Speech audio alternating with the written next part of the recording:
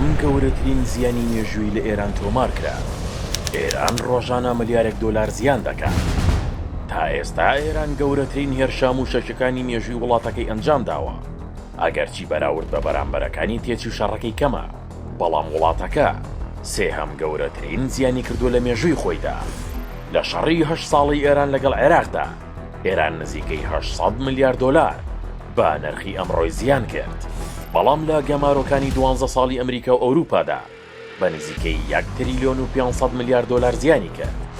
تەنها لە 17 ڕۆژی شەڕی ئێران لەگەڵ ئەمریکا و ئیسرائیل، ئێران تێگرا نزیکەی 17 ملیار دۆلار زیانی کردووە. ئەوەش سێیەمین زیانی ئێرانە کە لە مێژووی هاوچەرخی وڵاتەکەدا کردبێتی. تێچووی شەڕ لە 17 ڕۆژدا 1100 موشک، 3 ملیۆن دۆلار، 3500 درۆن، 30,000 دۆلار. بە گوێرە و ئامارانەی ئێران لەو ماوەیەدا بڕی 3 ملیار و 300 ملیۆن دۆلار موشکی ئاڕاستەی نەیارەکانی کردووە. لانی کەم بای 105 ملیۆن دۆلاریش درۆنی خۆکوژی بەکارهێناوە. بەپێی راپۆرتە هەواڵیەکان و داتاکانی دامەزراوە سەربازیەکانی وەک سێنتکۆم و ئیسوا، بەراورد بە ڕۆژانی سەرەتای شەڕەکە، ژمارەی هێرشەکانی ئێران با ڕێژێکی بەرچاو کەمیان کردووە. کەمبوونەوەی هێرشەکانی ئێران ڕۆژی یەکەم 600 درۆن و 480 موشک، ڕۆژی هەفتەهەمین 50 درۆن و 10 موشک. بە گوێرەی لێکدانەوەی ناوەندەکانی لێکۆڵینەوەی جیهانی، ژمارەی هێرشەکانی ئێران بەراورد بە ڕۆژی یەکەم بە ڕێژەی لە 90 بۆ موشک و لە 83 بۆ درۆن کەمی کردووە.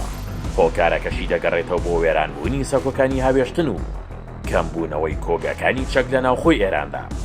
زیانەکانی ئێران تەنها لە خەرجی هێرشەکاندا نیە، بەڵکو سەدان سەکۆی هاوێشتنی موشک و کۆگای چەک لە ناو براوە. پاڵاوگەکانی نەوتی ئێرانیش کراونەتە ئامانج و زۆربەیان بەرهەم هێنانیان وەستاندووە.